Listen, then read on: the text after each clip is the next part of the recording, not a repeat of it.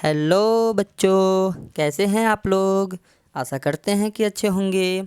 आज हम लोग ऑब्जेक्टिव प्रश्न का तीसरा भाग लेकर के आए हैं, जो कि 2 भाग पहले ही करा दिया गया है, 40 प्रश्न।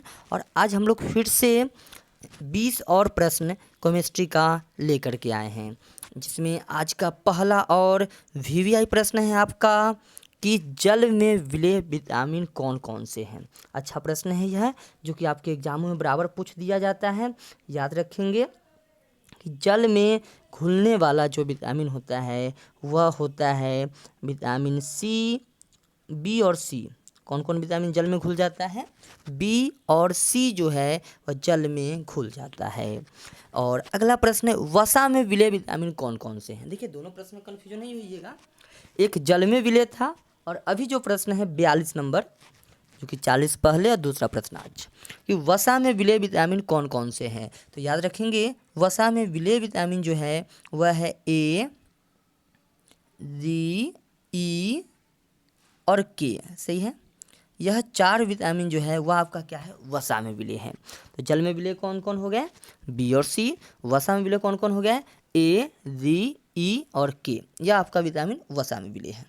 कुछ और प्रश्न देखते हैं कि विटामिन सी की कमी से कौन सा रोग होता है। बहुत ही अच्छा प्रश्न है, जो कि आपके एग्जामों में बराबर ऐसा प्रश्न दे देता है कि विटामिन सी की कमी से कौन सा बीमारी होता है। तो याद रखिएगा कि विटामिन सी के कमी से जो बीमारी होगा उसका नाम है एस्कर्वी। कौन सा विटामिन बच्चा? एस्कर्वी। और सभी प्रश्न को अच्छे से देखेंगे आप लोग, क्योंकि यह आपके आने वाले एग्जामों के लिए बहुत ही महत्वपूर्ण प्रश्न सब हैं। इसलिए आप लोग अच्छे से इससे सभी प्रश्न को देखने का प्रयास करेंगे, जिससे कि आपका आने वाला समय, आने वाला भविष्य अच्छा हो। एक और प्रश्न है, टेफ्लॉन का एकलक। एकलक के बारे में पीछे भी बहुत सारा एकलक के बारे में पढ़ाया गया है, तो इस जगह पर है टेफ्लॉन का एकलक। टेफ्लॉन का जो एकलक होता है उसको याद रखिए आप, CF2 डबल बॉन्ड CF2 होता है। पिछले बार में हमने पढ़ा था पॉलीथीन का एकलक पढ़ा था। पॉलीथीन में एकलक क्या था, याद कीजिए। पॉलीथीन में एकलक क्या था? एक बार आप लोग बोले, एथीन था। पॉलीथीन में एकलक क्या था? एथीन था। उसी प्रकार से यहाँ टेफ्लॉन का एकलक क्या हो जाएगा? CF2 double bond CF2। नीचे यह लिखा है नीचे, सही है। चलिए, वैसे अगला प्रश्न आपका, एमिनो एथेन का सूत्र क्या है? एमिनो एथेन, तो आप बताइए, एथेन का सूत्र आपको पता है? एथेन का पहले लिख लो। एथेन का क्या होता है? C2H5, या फिर C2H5 को आप ऐसा लिख सकते हैं CH3 CH2 और एमीन पूछ रहा है तो NH2। सही है, एमीन पूछा तो NH2, तो यही हो जाएगा आपका क्या चीज़? Ethane amine. ठीक है, इसी में पूछेगा प्रोपेन एमीन, बस CH3 CH2 और CH2, 2 CH2 बढ़ जाएगा यहाँ पे और NH2। तो यहाँ पे बस एथेन एमीन क्या पूछा आपका? एमिनो एथेन पूछा, एमिनो एथेन। तो आपका क्या हो जाएगा एमिनो एथेन का? याद रखेंगे, एमिनो एथेन का सूत्र क्या हो जाएगा आपका? CH3 CH2 और NH2। यह आपका हो जाएगा क्या चीज़? एमिनो एथेन का सूत्र। चलिए, आशा करते हैं सभी प्रश्नों को आप लोग अच्छे से देखें। अगला प्रश्न है, क्या होता है जब वह एनिलीन है? सही है, एनिलीन को CHCl3 तथा KOH के साथ गर्म किया जाता है। बहुत ही अच्छा प्रश्न है आपका, याद रखेंगे इस प्रश्न को। क्या होगा, 2 नंबर में भी प्रश्न आ सकता है, क्या होगा जब एनिलीन को CHCl3 तथा KOH के साथ गर्म किया जाता है? तो आप याद रखिए, फिनाइल आइसोसाइनाइड बनता है। क्या बनता है? Phenyl isocyanide. देखिए, 46 का आंसर हम लोग नीचे देखते हैं, क्या बनेगा? तो फिनाइल आइसोसाइनाइड बनेगा। आपको यह फिनाइल आइसोसाइनाइड क्या होता है? तो देखिए, यह आपका होता है फिनाइल आइसोसाइनाइड।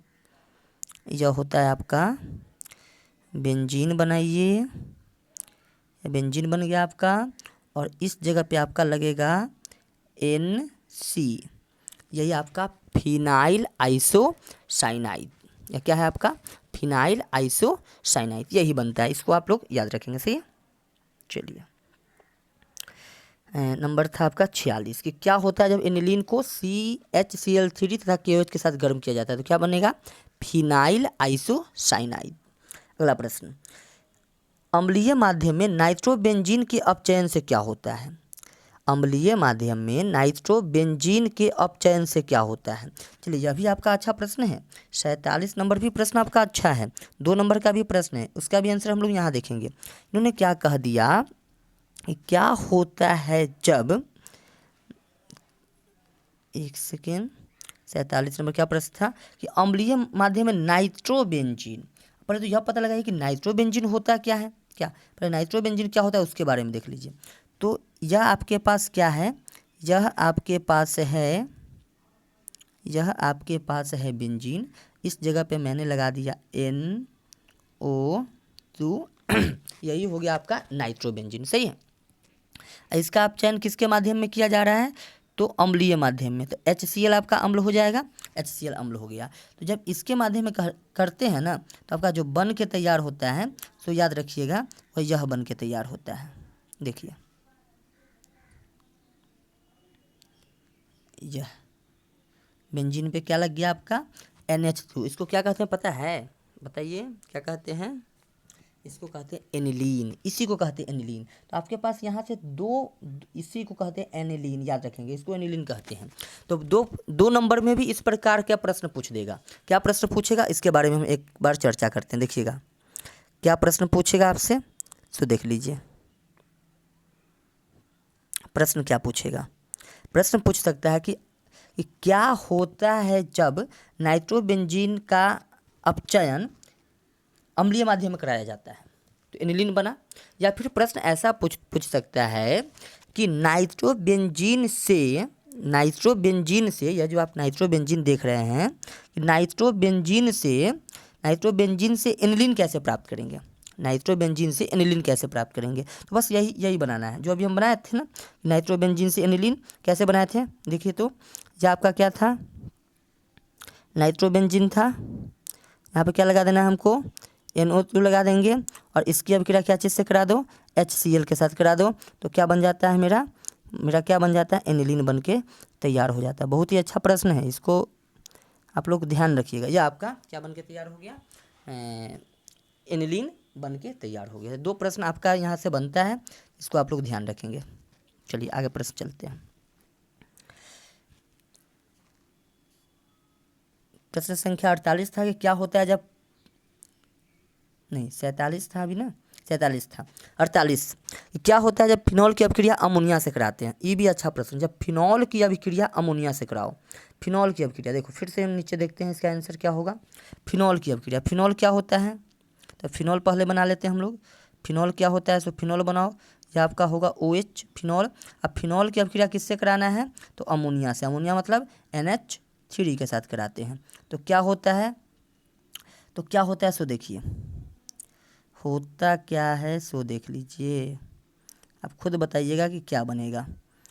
यहाँ पे बनता है NH2 सही है, NH2 प्लस जल, मतलब कि इसका H और इसका NH, यह वाला H और इसका NH मिलकर के NH2 लग गया कहाँ, बेंजीन पर। यानी कि यह इसका नाम क्या है, तभी तो बताए थे एनिलीन। अभी बताए थे कि इसका नाम आपका, या देखिए जो लाल से घेरे हैं इसका नाम क्या है, एनिलीन। तो एनिलीन प्राप्त क्या चीज़ से किए हैं, फिनॉल से। एनिलीन प्राप्त क्या चीज़ से किए हैं, इसी से न प्राप्त किए हैं, फिनॉल से। तो यह भी एक प्रश्न बन सकता है कि फिनॉल से एनिलीन कैसे प्राप्त करेंगे। 2 नंबर में फिनॉल से एनिलीन कैसे प्राप्त करेंगे, तो फिनॉल से एनिलीन प्राप्त कैसे करेंगे, तो फिनॉल की अभिक्रिया अमोनिया से करा देंगे तो एनिलीन बन जाएगा। ये भी अच्छा प्रश्न है, 2 नंबर के लिए महत्वपूर्ण प्रश्न है, याद रखिएगा। आगे प्रश्न चलिए, प्रश्न संख्या 49 कि क्या होता है जब क्लोरोबेंजीन की अभिक्रिया अमोनिया से कराते हैं। क्लोरोबेंजीन की अभिक्रिया अमोनिया से कराते हैं। क्लोरोबेंजीन की अभिक्रिया देखिए, चलिए फिर से आ जाते हैं। Chlorobenzene chlorobenzene chlorobenzene chlorobenzene chlorobenzene बनाओ। क्लोरोबेंजीन कैसे बनता है पता होना चाहिए आपको, कि बेंजीन के ऊपर क्या लगा दो, Cl लगा दो, यह क्या बन गया, क्लोरोबेंजीन। इसकी अभिक्रिया क्या चीज़ से कराना है, तो अमोनिया से ही कराना है, NH3 से कराना है। क्या बनेगा, फिर से देखिए इसका NH2, इसका ई वाला का NH2 जो है मिल जाएगा कहाँ ची, क्लोरो को प्रतिस्थापित कर देगा, प्रतिस्थापित मतलब भगा देगा और यह Cl जो है, यह Cl एगो H के साथ भाग जाएगा, मतलब HCl बना देगा, HCl बना देगा। आपने क्या देगा, फिर से क्या बना, देखिए तो फिर से आपका बना क्या चीज़, फिर से देखिए, फिर से यह जो ब्लैक से हम लोग घेरे हैं, यह क्या बन गया, एनिलीन बन गया। यानी क्लोरोबेंजीन की अभिक्रिया आप क्या चीज़ से करा रहे हैं, यह आपका क्लोरोबेंजीन है, क्लोरोबेंजीन की अभिक्रिया अमोनिया से कराएं, फिर भी आपका क्या बन गया, एनिलीन बन गया। तो यहाँ से भी 2 नंबर का एक प्रश्न बन गया। क्या होता है जब क्लोरोबेंजीन की अभिक्रिया क्या चीज़ से कराते हैं, अमोनिया से कराते हैं, तो क्या बन गया, एनिलीन बन गया। या फिर क्लोरोबेंजीन से एनिलीन प्राप्त करें तो क्या लिखिएगा, यही बात, क्लोरोबेंजीन की अभिक्रिया NH3 से कराने पर एनिलीन प्राप्त होता है। यह सभी अच्छा प्रश्न है आप लोग के लिए, यह VVI प्रश्न है, इसको अच्छे से देखेंगे आप लोग जिससे कि याद हो सके। अगला प्रश्न, प्रश्न संख्या 50, पहाड़ों पर जल का क्वथनांक कम हो जाता है, क्यों? पहाड़ पर जल का क्वथनांक कम हो जाता है, क्यों? तो सिंपल सा क्वेश्चन है कि वायुमंडल दाब वहाँ कम होगा। क्या कम होगा वहाँ पर, कि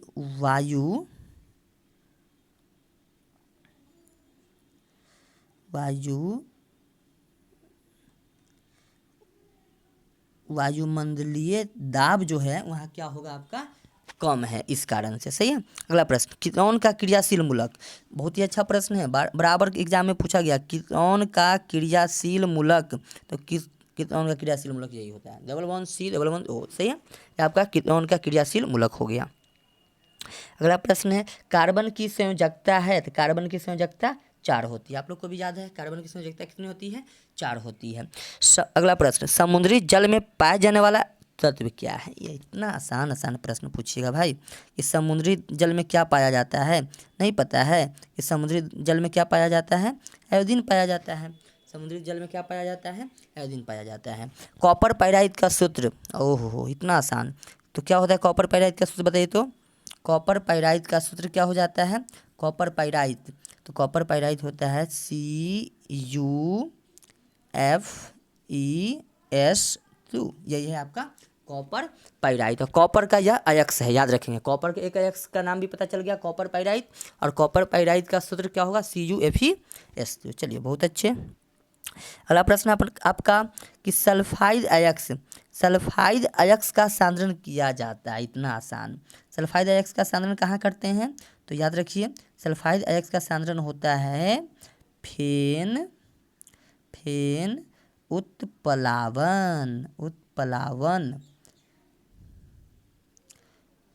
उत्प्लावन विधि से हम लोग क्या करते हैं, किसका सांद्रण करते हैं, सल्फाइड अयस्कों का सांद्रण करते हैं।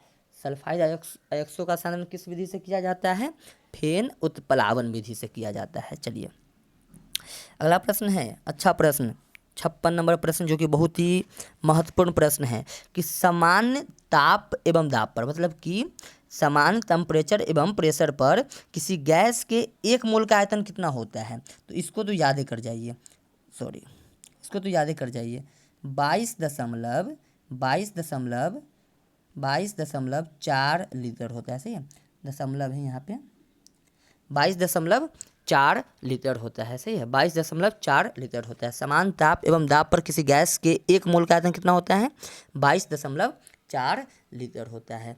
अयस्क में उपस्थित अशुद्धि को कहते हैं गैंग कहा जाता है। क्या कहा जाता है, गैंग कहा जाता है, गैंग कहा जाता है। ये अभी तक चैनल पर नए हैं तो सब्सक्राइब कर लीजिए, क्योंकि आपको बहुत ही महत्वपूर्ण प्रश्न दिया जा रहा है और बहुत ही जल्द आप लोग को सभी विषयों का ऑब्जेक्टिव प्रश्न यहाँ पे कराया जाएगा, इस चैनल पर, इस प्लेटफॉर्म पर आपको कराया जाएगा। इसलिए यदि आप लोग अभी नए हैं इस चैनल पे तो सब्सक्राइब जरूर कर लीजिए, और जितना हो सके उतना इसको आप लोग शेयर कर लेंगे, जिससे कि आपको जल्दी से जल्दी सब चीज़ आपका क्या हो सके, जितने भी बच्चे हैं सब आप पढ़ सके सही से। चलिए क्या प्रश्न था आपका, 57 हो चुका।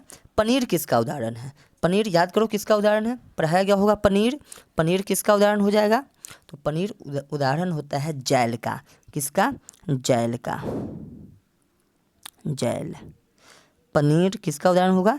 जैल का, यानी कि ठोस में द्रव, सही है, ठोस में द्रव। दूध किसका उदाहरण है? पायस का, इसको हम लोग इमल्सन भी कहते हैं। द्रव द्रव का मिश्रण पायस कहलाता है। द्रव द्रव का मिश्रण क्या कहलाता है? पायस। द्रव द्रव का मिश्रण पायस, इसको इमल्सन भी कहा जाता है।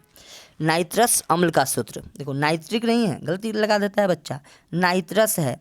नाइट्रस HNO3 मत, HNO2 होता है, सही है। नाइट्रिक नहीं है कि HNO3, नाइट्रस अम्ल HNO2, यह होगा नाइट्रस अम्ल का सूत्र। चलिए जल्दी से एक बार हम लोग रिवीजन कर लेते हैं, जिससे कि पूरा प्रश्न एक बार फिर से याद आ जाए, सही है। चलिए एक बार हम लोग रिवीजन कर लेते हैं एक बार, कि सभी प्रश्न मेरा याद हो जाए। देखेंगे जल में विलेय विटामिन कौन कौन से हैं, याद कीजिए क्या बोले थे? बी और सी। चलिए जल्दी जल्दी में बोलेंगे। वसा में विलेय विटामिन कौन कौन से हैं? तो ADEK, ADEK। चलिए विटामिन सी की कमी से कौन सी बीमारी होती है? बोलिए बोलिए जल्दी जल्दी जल्दी, एस्कर्वी। चलिए आगे।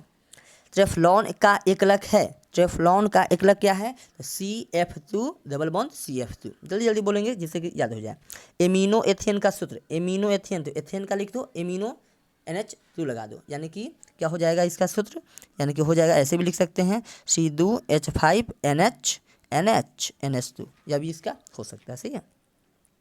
क्या होता है जब एनिलीन को CHCl3 और KOH के साथ गर्म किया जाता है? तो अभी बोले थे फिनाइल आइसोसाइनाइड बनता है, फिनाइल आइसोसाइनाइड बनता है। चलिए अम्लीय माध्यम में नाइट्रोबेंजीन के अपचयन से क्या बनता है? तो क्या बनता है? याद कीजिए, एनिलीन बनता है, सही ना, एनिलीन बनेगा। चलिए अगला प्रश्न, क्या होता है जब फिनॉल की अपक्रिया अमोनिया से कराते हैं? तो एनिलीन ही बनता है। क्या होता है जब क्लोरोबेंजीन की अपक्रिया अमोनिया से कराते हैं? तो एनिलीन ही बनता है। तो आप इसको ध्यान रखेंगे सभी प्रश्न को। चलिए पहाड़ों पे जल का क्वथनांक कम हो जाने का क्या कारण है? क्योंकि वहाँ वायुमंडलीय दाब कम है। कीटोन का क्रियाशील मूलक क्या है? तो बताया गया, C डबल बॉन्ड O और ऐसे ऐसे, सही है। कार्बनिक संयोजकता तो 4। समुद्री जल में पाया जाने वाला एलिमेंट क्या है? तो आयोडीन चाहिए। कॉपर पाइराइड का सूत्र क्या है? होता है CuFeSS2। चलिए सल्फाइड अयस्क का सांद्रण किया जाता है फेन उत्प्लावन विधि से। सामान्य ताप एवं दाब पर किसी गैस के 1 मोल का आयतन कितना होता है? तो 22.4 लीटर। अयस्क में उपस्थित अशुद्धि को क्या कहते हैं? तो गैंग कहते हैं। पनीर किसका उदाहरण है? पनीर पनीर जल्दी, जैल का उदाहरण है। दूध किसका उदाहरण है? इमल्सन का या पायस का। नाइट्रस अम्ल का सूत्र क्या होता है? तो HNO3 नहीं, HNO2 होता है, 3 नाइट्रिक अम्ल होता है। आशा करते हैं कि आपको यह वीडियो बहुत ही अच्छा लगा होगा। और आज का प्रश्न तीसरा भाग है, आप पीछे का भी पहला, दूसरा और आज का तीसरा भाग पूरा अच्छे से देखेंगे, अच्छे से याद कर जाएंगे सभी को। और मिलते हैं फिर अगले वीडियो में हम लोग। आज के लिए बहुत हुआ, धन्यवाद।